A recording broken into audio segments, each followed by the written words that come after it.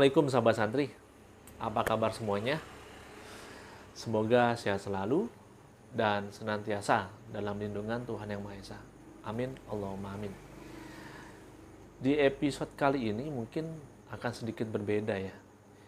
Bedanya nggak banyak sih, cuman ada pembukaan atau semacam prolog di awal sebelum kita masuk ke video inti. Video ini saya buat itu karena beberapa faktor atau beberapa alasan sih. Kalau dibilang banyak ya nggak juga, cuman saya merasa dari beberapa diskusi, ada beberapa pertemuan, bahkan akhirnya itu menimbulkan pertanyaan-pertanyaan kecil. Pertanyaan kecil ini sering diulang, mungkin kecil dan sederhana ya, dan sering kita dengar. Dari beberapa contoh pertanyaan tersebut itu ada beberapa saya rangkum, mungkin ada 4 ya. 4 itu contoh yang paling mudah itu seperti ini. Makrifat itu apa sudah segalanya kalau orang udah mencapai titik makrifat? Itu yang satu.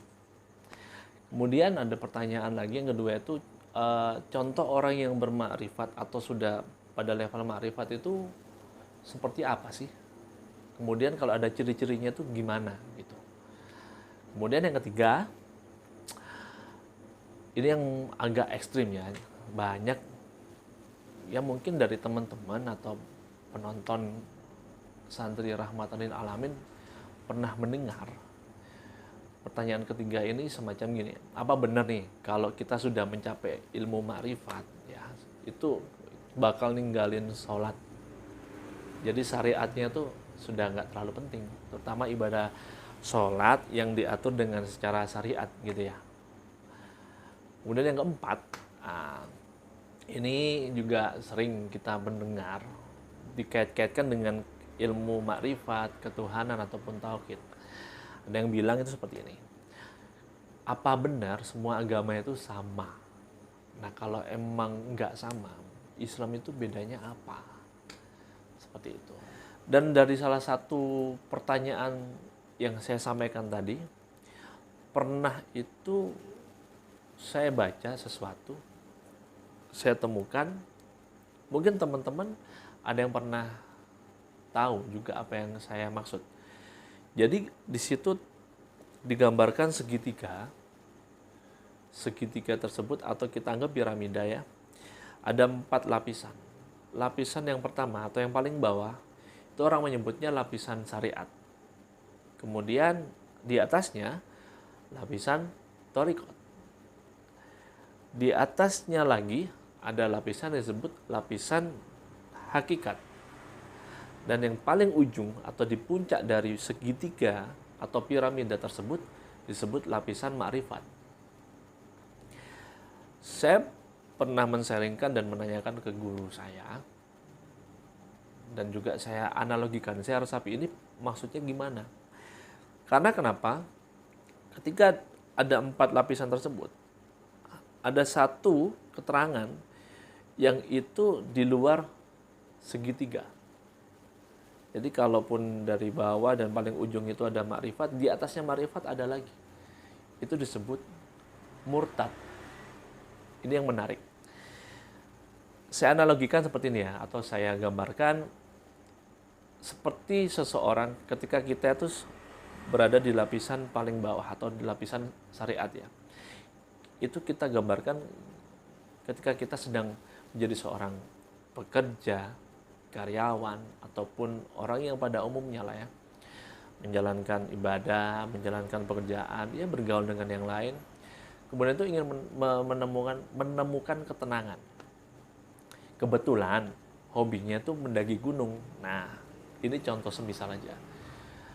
Dari yang lapisan syariat tadi itu istilahnya itu kita di posisi yang semacam itu ya. Kita kerja, kehidupan sehari-hari, hidup di kota dengan hiruk pikuknya, dengan kemacetannya. Dan kita itu ingin naik ke gunung. Nah, ketika kita mau naik level atau di lapisan kedua disebut thariqat. Thariqat itu saya gambarkan semisal ketika kita itu contoh kita dari Surabaya nih ya. Kita mau ke Bromo ataupun Semeru ya. Gunung Bromo dan Semeru ini kan juga dia dilingkari oleh beberapa kabupaten. Nah, jadi kalau kita dari Surabaya pun, yang Malang, yang mungkin Lumajang, ada dari Probolinggo, ada dari Pasuruan, itu bukan berarti mereka harus ke Surabaya baru naik, enggak. Jadi setiap orang di kota-kota yang kita anggap di sekitaran pegunungan itu, mereka bisa mau lewat jalur manapun, mau lewat bawah, mau lewat jalan tol, terserah. Yang penting tujuan mereka mau ke gunung, mau ke Bromo ataupun Semeru. Itu saya analogikan sebagai lapisan torikot. Sampai sini paham nggak ya kira-kira ya? Semoga paham lah ya. Saya ulangi sini lagi. Jadi torikot itu adalah orang-orang yang dari beberapa kota, mau dari Malang mau ke Bromo, mau dari Pasuruan mau ke Bromo, mau dari Surabaya mau ke Bromo. Ada yang dari, mungkin ada yang bisa mau lewat tol bisa, mau lewat jalur udara silakan, semisal. Jadi macam-macam deh. Jadi itu di lapisan torikot. Banyak cara atau jalan menuju ke arah puncak itu. Belum sampai puncak nih. Kemudian naik nih ya, kita naik ke lapisan yang disebut hakikat. Begitu dari yang tadi dari kota A, kota B, kota C, itu berkumpul belum sampai puncak nih ya, di kaki gunungnya atau di lereng. Mereka ketemu kan, mereka sadar nih, kita ini ke gunung nih, awal-awalnya beda-beda, dari kota, mungkin dari Surabaya, ada dari Malang, dari Pasuruan, bahkan dari Jakarta, bahkan dari luar negeri juga. Mereka mau dari manapun kan, mau start naik kan, di pos-pos penjagaan, itu mereka sadar, iya ya, kita ini sebenarnya sama, kita mau muncak nih. Jadi di situ sudah nggak terlalu kelihatan, kamu dari mana, kamu dari mana, kamu dari torikot mana. Ini kalau kita ngomong, mohon maaf ya, aliran torikot. Jadi kalau sudah masuk ke ranah hakikat, atau sudah lebur di dalam areal kaki gunung yang sudah mendekati puncak, itu nggak kelihatan. Di situ jalannya lebih menyempit. Kita anggap gini lah, kita analogikan, kita sepakati dulu ya, jalannya cuma satu. Meskipun memang kenyataannya banyak alternatif kan, cuman kita anggap satu aja deh. Karena hakikat itu akan mengerucut jadi satu sebelum dia naik ke level paling tinggi. Jadi yang tadi lajur-lajur mau lewat manapun dikumpulkan jadi satu di hakikat, otomatis ketika ingin ke puncak udah sangat mendekati. Dan di titik yang paling atas yang banyak orang-orang kejar adalah di lapisan makrifatnya. Dan di situ yang biasanya akhirnya kan orang cari, wah aku udah muncak, udah hilang stresku. Tapi pulang-pulang ya tetap balik lagi stresnya. Ingat tanggungan. Curhat. Akhirnya di situ kan kita nancemin bendera lah, ataupun kita mau selfie maupun apa. Di situ sesuatu yang kita cari yang ternyata itu kita sudah mentok nih. Udah top nih ya, udah level paling atas. Nggak bisa naik lagi.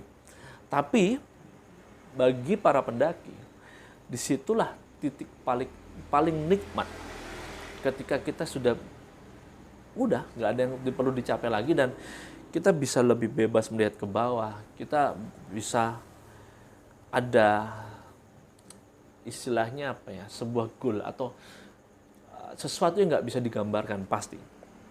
Mau pendaki dari manapun, tujuannya mereka apapun, saya yakin mau pendaki yang sama dengan dakian satu, kedua, ketiga berikutnya, mereka akan merasakan feel atau perasaan yang berbeda. Mereka nggak bisa menceritakan itu ke satu sama lain, cuman mereka bisa tahu rasanya ini disebut nikmat. Nah, kembali ke teori tadi kan, gambarnya kan di paling ujung kan setelah makrifat kan ada sebutan murtad. Nah ini, kalau kita kembalikan ke kajian,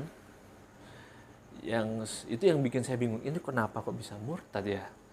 Harusnya kan kalau orang sudah makrifat, kan pikiran saya dulu kan gini, kalau orang udah makrifat kan udah ketemu sama Tuhannya, udah ketemu sama jati dirinya, logikanya kan dia lebih ngerti harus seperti apa terhadap hidup, terhadap apapun, bersosialisasi gitu kan. Tapi kenapa disebutkan itu murtad?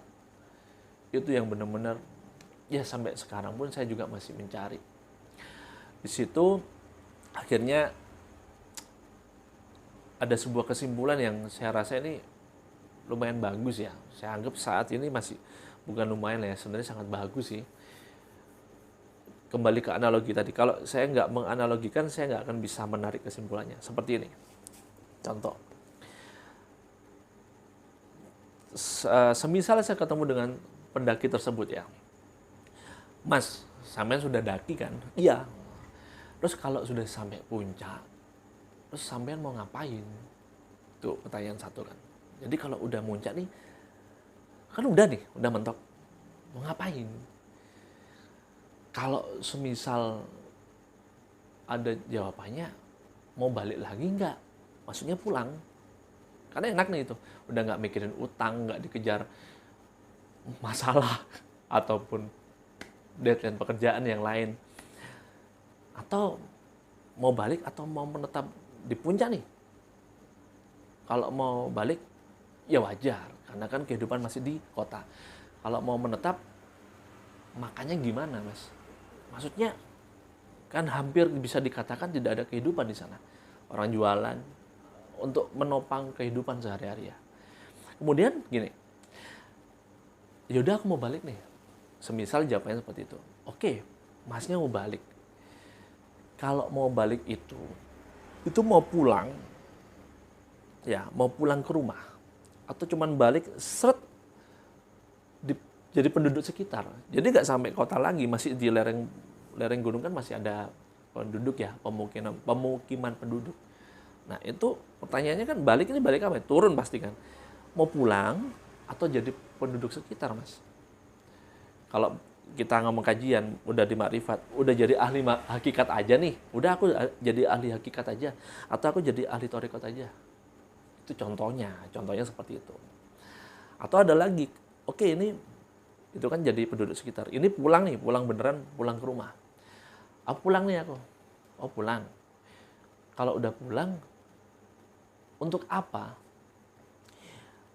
Mau ambil bekal, persediaan untuk buat muncak lagi mungkin. Wah enak nih, aku udah tahu jalannya nih. Alternatifnya, thariqatnya dapat nih. Jadi udah cepet. Aku udah tahu hakikatnya ya, karena kan sudah pengalaman. Akhirnya cepat. Yang sebelumnya tuh 3 hari, sekarang mungkin semalam, mungkin. Akhirnya pulang hanya untuk mengambil bekal untuk tinggal di sana lebih lama, di puncak. Sebulan semisal. Jadi pulangnya itu untuk ngambil bekal buat dia muncak. Dan itu, mohon maaf, notabene masih untuk pribadi ya. Kenikmatannya kan untuk dirinya sendiri. Nah, atau, nah ini yang terakhir, pulang, benar-benar sudah muncak nih, sudah tahu rasanya susah, senang, suka, duka, mendaki, dari awal sampai puncak, sampai turun lagi itu juga butuh perjuangan. Akhirnya kembali ke masyarakat, akhirnya kan refresh nih, otak udah tenang, segar, akhirnya menghadapi apapun itu bisa lebih tenang, plus menceritakan pengalaman yang nggak bisa digambarkan kepada orang lain, kepada masyarakat, sekaligus kalau bisa ngajak muncak dan menjadi tour guide atau pemandu. Singkat cerita, kalau Anda sudah ahli ma'rifat, kira-kira Anda akan ma'rifat untuk diri Anda sendiri dan mudah menyalahkan orang lain karena merasa sudah paling top. Atau kembali lagi kepada syariat, langsung ke syariat, saya nggak bisa bilang hakikat, thariqat, langsung ke syariat, dan bermasyarakat kembali, dan akhirnya di situ Anda punya panggilan jiwa istilahnya, untuk bisa mentorikokan orang, untuk bisa menghakikatkan orang, untuk bisa ini loh caranya untuk bermakrifat. Bukan kita menjadi pembimbing, bukan kita menjadi wali, bukan kita semerta-merta kalau sudah makrifat tuh. Karena saya pernah mendengar bahkan orang yang merasa dirinya sudah makrifat itu sebenarnya nggak makrifat, karena dia masih merasa ada keakuan dalam dirinya bahwa dia sudah nyampe. Ngeri juga sih teorinya. Jadi pilihan ada di tangan Anda. Mau menjadi seorang yang ma'rifat seperti apa? Karena saya yakin murtad yang diletakkan di atas ma'rifat tadi adalah seseorang yang ketika dia sudah merasa ma'rifat, dia sudah lepas segala syariatnya, mau agama apapun, dia sudah tidak tekun untuk datang ke tempat ibadah, dia sudah tidak mau atau antipati terhadap masyarakat, karena dia merasa dia takut kesucian yang dia rasakan itu tercampur dengan kotoran orang lain. Saya rasa itu yang disebut ketika dia sudah ma'rifat. Ujung-ujungnya dia murtad. Dalam arti ya bukan hanya sekedar keluar dari agama ya, tapi dia sudah hilang humanitinya ya, humanismenya sudah hilang.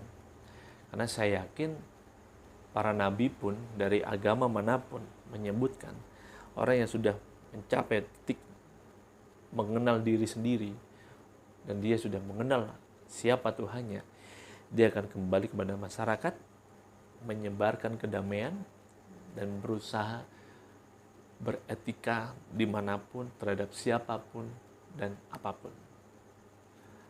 Itu sih prolog dari saya, cukup panjang dan lebar. Setelah ini saya akan menampilkan video. Jadi kegelisahan dan pertanyaan-pertanyaan yang saya rasakan ini kurang lebih seperti ini. Panjangnya menjadi prolog yang lumayan panjang memang. Akan saya masukkan ke dalam sebuah pertemuan saya dengan guru saya. Dan kita tahu semua dengan Ustadz Misdi. Alhamdulillah dari pertemuan saya itu terjawab apa yang menjadi pertanyaan dari saya, dari teman-teman yang lain yang Mas ini benar seperti ini enggak, ini seperti ini enggak. Banyak sekali ilmu yang akan banyak didapatkan dan sangat menjawab apa yang menjadi kegelisahan saya. Semoga apa yang menjadi prolog di depan ini bisa juga sama-sama menjadi manfaat. Kalau nggak ada manfaatnya ya tinggalin aja. Saya nggak minta subscribe, tapi kalau di subscribe ya terima kasih. Like kalau suka, dislike kalau nggak suka. Kalau merasa ada manfaatnya, monggo silakan disebarkan ke yang lain. Dan saya yakin ya isi dari video setelah ini, perbincangan saya dengan Ustadz Misdi luar biasa. Tolong disimak sampai akhir biar tidak ada salah paham. Dari saya sekian dulu. Sehat selalu, jaga diri, dan wassalamualaikum warahmatullahi wabarakatuh. Assalamualaikum Pak Misdi. Waalaikumsalam warahmatullahi wabarakatuh. Alhamdulillah ini sudah lama ini saya nggak silaturahim ke tempat jenengan. Siang-siang sebelumnya mohon maaf tadi ganggu istirahat Pak Misdi. Betul. Ada kesibukan atau nah, ini saya ada beberapa pertanyaan, mungkin tidak banyak sih Pak Misdi. Jadi ini pertanyaan yang beberapa dari teman-teman ketika ketemu di istilahnya cangkruan di warung ataupun apa kata Mbak Cih.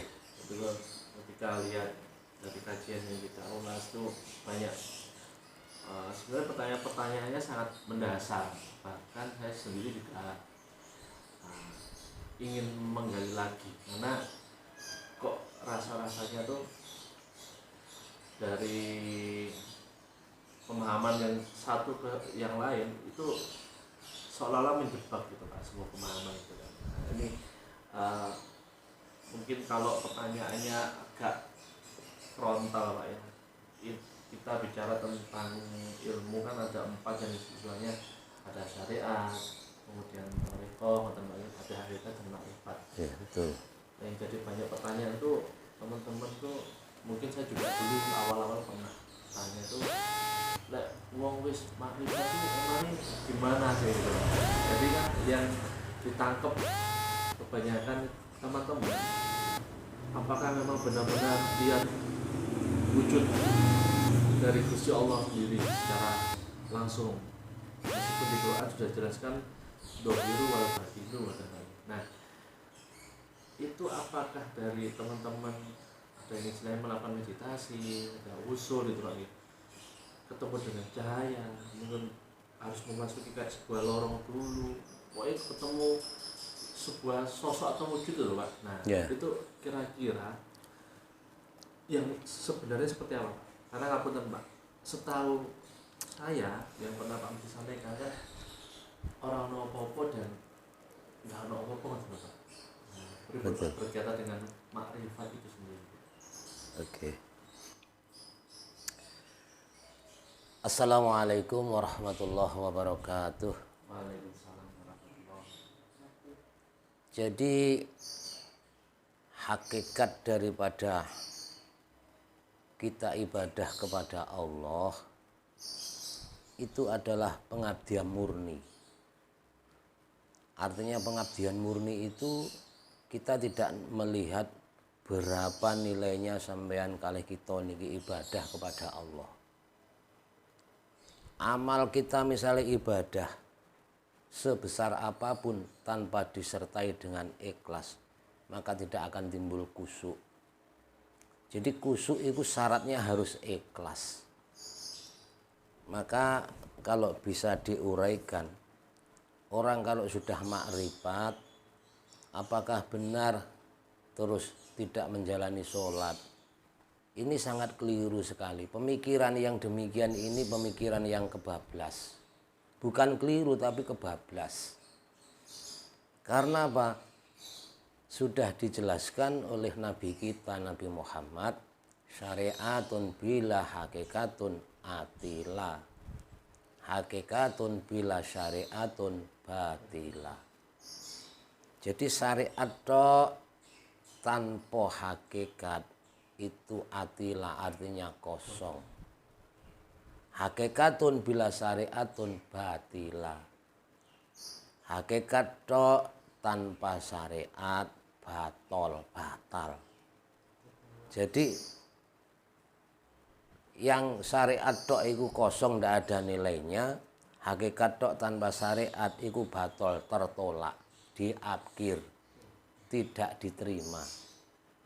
Itu kalau menurut pengertian yang disampaikan oleh Rasul.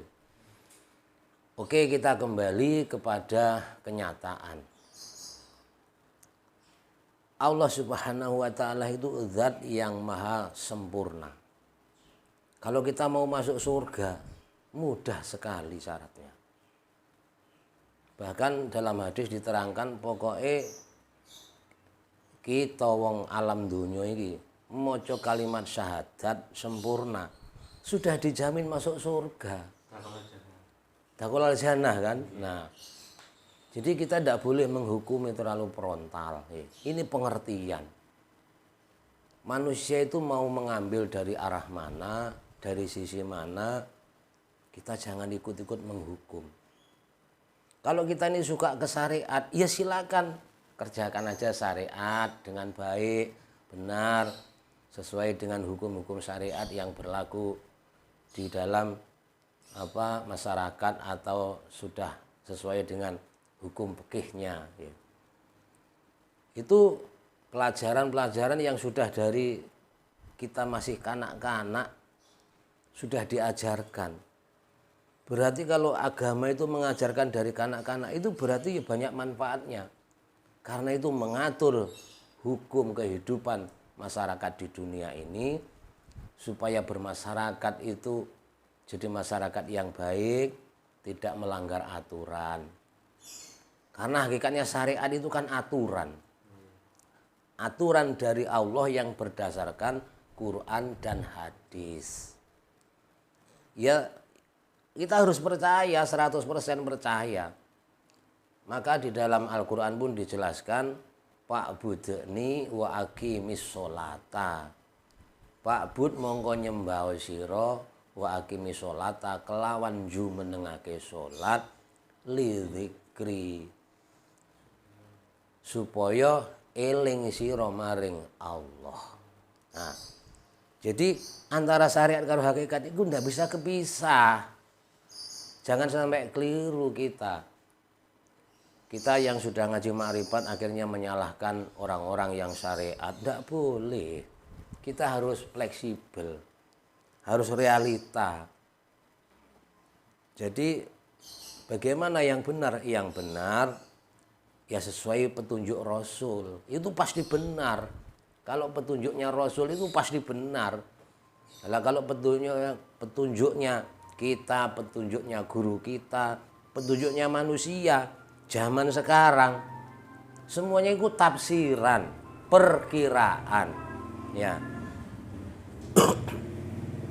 Jadi untuk manusia akhir zaman ini kita tidak boleh membuat tafsiran sendiri. Harus menurut imam 4, Imam Syafi'i, Imam Maliki, Imam Hambali, dan Imam Hanafi.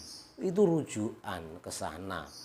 Maka orang sepinter apapun, untuk orang sekarang sekelas Gus Dur yang baru saja meninggal itu, rujukannya juga ke Imam 4. Tidak boleh menurut saya, kata Gus Dur itu tidak boleh. Atau menurut misalnya Habib siapa, Kiai siapa, itu tidak boleh. Harus menurut Imam 4 dan ada sandaran Quran dan hadis. Itu yang lebih sempurna. Persoalan kita kemudian belajar hakikat itu memang lebih sempurna. Karena hakikat itu adalah isi daripada apa yang disebut syariat itu. Jadi seandainya diibaratkan pohon, hakikat itu adalah rasanya buah. Rasanya buah, ya. Buahnya itulah hakikat. Lah makrifat itu rasanya. Torekot adalah perjalanan kita akan memakan buah. Sedangkan pohon dan rindangnya daun itu adalah syariat. Jadi kalau seandainya digambarkan, kadang ada pohon yang ada tunasnya, ada akarnya, ada cabangnya, ada daunnya, bahkan ada bunganya. Enggak jadi buah bisa, ya kan? Jadi kalau kita menyepelekan orang syariat itu pun juga salah. Ya, ini menurut saya sendiri tidak menghukumi harus jenengan harus ke hakikat tok atau harus ke syariat tok, itu tidak ada. Jadi sepengetahuan yang saya pelajari baik dalam kitab-kitab Hakikat Insan, Sirur Asror maupun kitab-kitab Futhul Robani, semuanya itu menggabungkan antara syariat, torekot, hakikat, dan makrifat. Itulah yang lebih sempurna. Karena apa? Nabi kita juga begitu. Sahabat-sahabatnya para nabi juga begitu. Tabiin-tabiinnya juga begitu. Tabiut sampai kepada ulama'u warasatul anbiya. Semuanya berpegang kepada ilmu 4. Jadi tidak benar kalau kita menyalahkan si A si B, tidak benar. Monggo yang jenengan sukai, misalnya syariat tok monggo, torekot tok ya monggo, hakikat tok monggo, makrifat tok ya monggo. Menungso kan milih dewi-dewi sesuai dengan kehendaknya hati. Tapi yang lebih sempurna yaitu tadi harus ada syariatnya, torekotnya, hakikatnya, dan makrifatnya. Saya kira itu dulu, nanti bisa ditanyakan lagi yang kurang jelas. Kita santai tapi jelas itu. Nah, kalau berkaitan dengan makrifat tuh Pak, iya. Kita menyepelekan yang lain dulu ya, tapi kita puncaknya rata-rata kan gini. Apa lek wis makrifat tuh ketemunya apa sih? Lihatnya apa sih? Apakah cahaya celorot atau kenapa? Ini kan teman-teman yang menyampaikan pengalaman spiritualnya lah istilahnya Pak. Iya betul. Apakah kalau kita sosok ketemu Kanjeng Nabi kan ada secara torekotnya sholawatan terus sebelum tidur atau enggak. Nah kalau ke Gusti Allahnya lah Pak, ekstrimnya kan gitu Pak. Itu yang dilihat itu nopo Pak. Kan banyak orang berpersepsi Pak. Seolah-olah lah wis nyampe ke situ, aku wis sempurna. Ya betul. Orang makrifat itu bukan orang yang melihat gegernya Allah, tidak. Bahkan ada yang mengatakan Allah itu cahaya. Dalam ajaran tauhid, sifat mukhalafahnya Allah itu ora jilid, ora jisim, ora jauhar, ora juz'un, ora arad, ora kul. Itu apa Pak? Penjelasan itu kan bahasa Arab mungkin Pak. Itu kan bahasa Arab. Iya, ya iya. kan?